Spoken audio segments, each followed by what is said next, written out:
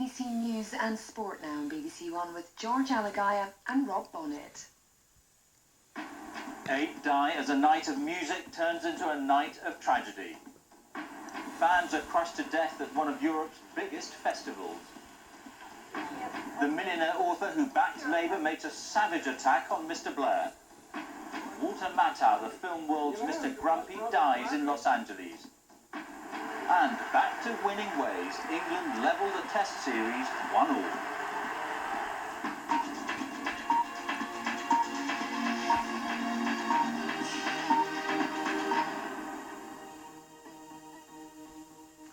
Good evening. 8 fans have been crushed to death at an open-air rock concert in Denmark.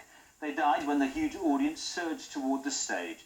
The American band Pearl Jam stopped playing and pleaded with the crowd to move back, but to no avail. James Helm reports. The 4-day event is one of Europe's largest music festivals. The band Pearl Jam were performing to a crowd of around 50,000 people when, shortly before midnight, a crash developed in front of the main stage. The scenes were captured by an amateur cameraman. Global, turn on these house lights back here. Keep your positions, moving back. We still have a problem here.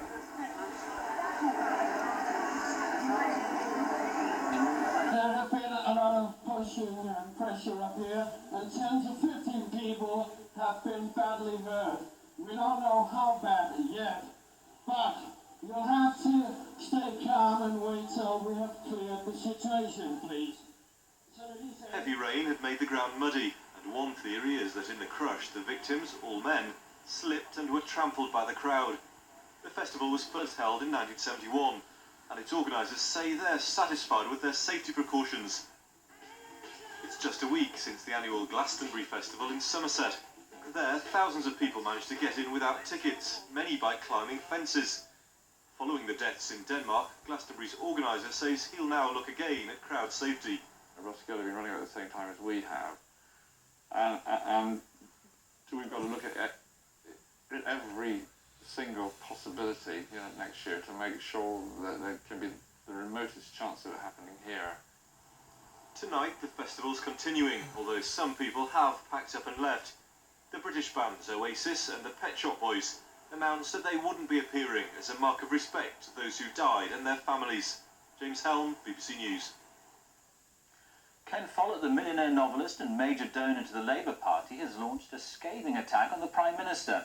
Mr. Follett, whose wife Barbara is a Labour MP, was seen as one of the so-called Labour lovies who backed the party in the last election. Now, in an article for the Observer newspaper, he questions the Prime Minister's morals and describes the party's spin doctors as the rent boys of politics. They appear to be New Labour's golden couple. Ken Follett, the millionaire novelist, his wife Barbara, one of the party's MPs.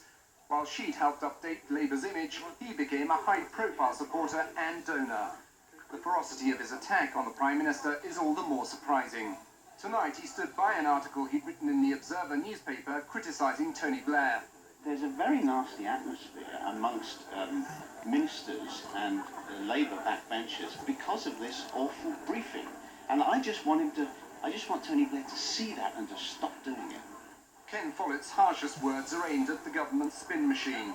He said the Prime Minister's official spokesman, Alistair Campbell, and his team were not brave enough to air criticisms in public, alleging that certain ministers have been undermined.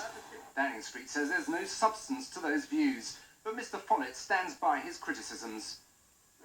I'm very disgusted by this practice they call briefing, which is anonymous criticism of members of the cabinet and junior ministers and backbenchers and peers by talking secretly, as it were, to reporters and then having these reports appear which run down, people like Mo Molan and Gordon Brown, and it all emanates from 10 Downing Street.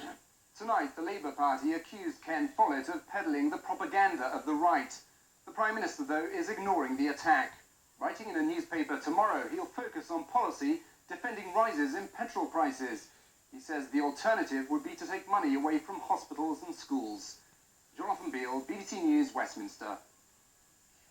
Police have named a mother and her 2 children who were found dead in a flat in the centre of Northampton. Claire Jackson, who was 28, was found hanged. The bodies of a 6-year-old Oren and his younger brother Lewis were discovered lying side by side on a bed. Officers are not looking for anyone else in connection with the deaths. A lorry driver has been arrested after an accident on the M6 in Leicestershire yesterday in which 3 people died. Detectives say he's been detained on suspicion of causing death by dangerous driving. The crash, involving 11 vehicles, happened on the southbound carriageway of the motorway. Tens of thousands of people have celebrated Europe's largest gay and lesbian festival in London. Mardi Gras 2000 began with a colourful parade through the city. It ends tonight with an open-air concert starring Kylie Minogue. The veteran actor Walter Matthau has died at his home in California. He was 79. His most famous role was in The Odd Couple, in which he played a loutish sports writer. Jack Lemmon, his co-star in that and many other films, said tonight that he was one of the best damn actors we'll ever see. Leaving his mark on Hollywood 2 years ago, but Walter Matthau had cemented his place in movie history long before. He was cinema's most accomplished, well-meaning grouch. Never more so than when working alongside Jack Lemmon. They told me to wear rotten shoes. The first time you've ever obeyed direction that I know of. Anyway. You mean none of you have? Because you gentlemen... The slouch, the hangdog expression and the deadpan delivery. Walter Matthau honed his style in a long career on the stage. His big movie break came in the 1940s comedy The Fortune Cookie. It was also his first role with Jack Lemmon. But it was the film The Odd Couple that sealed one of cinema's greatest on-screen partnerships. Lemmon was a neurotic nice guy. Matthau, the wisecracking con man. Listen, darling, I told you not to call me during the game. I can't talk to you now. Yeah. You know I do, darling. Yeah. Hold on just a second. Murray, it's your wife. All right, Mr. Lyman, we'll be back later. Walter Matthau believed his looks left casting directors with little choice as to how to use him. When you look at me, you fellow with my face either has to be a villain or a comic. It's not going to be the leading man. The Lemmon-Matthau pairing culminated in the Grumpy Old Men films. It gave Matthau a chance to perfect his crotchety character. Give it your best shot, shrimp. Oscar! Tonight, Jack Lemmon said he'd lost someone he loved as a brother, as a friend, and as a remarkable human being. The actor Walter Matthau, who died today. Now, with news of English wins on the tennis court and cricket pitch, here's Rob Bonnet. George, thank you. Well, England's 2-wicket win over the West Indies in the second test at Lord's will go down as one of Test cricket's most memorable matches. After dismissing the tourists for just 54 yesterday, England first seemed to be coasting towards their target of 188, only to lose a succession of wickets before man of the match Dominic Cork steered them to a victory that levelled the series. After a day of wicket-filled jubilation yesterday, England's openers emerged to the grim reality of facing a West Indies attack fortified by humiliation. It was something Mark Ramprakash didn't linger too long for. His miserable run continued as Courtney Walsh mowed down his defences.